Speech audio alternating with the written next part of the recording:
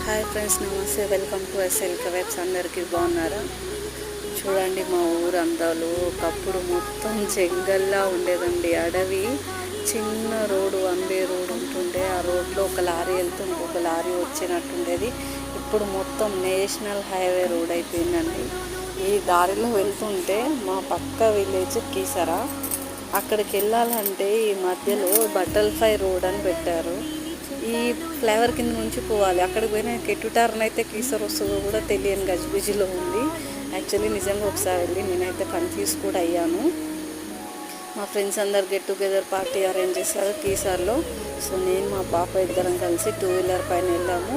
Confuse అయిపోయి wrong రోడ్లో వచ్చాము. జస్ట్ మిస్ అయింది, లేదంటే చాలా పెద్ద యాక్సిడెంట్ అయింది.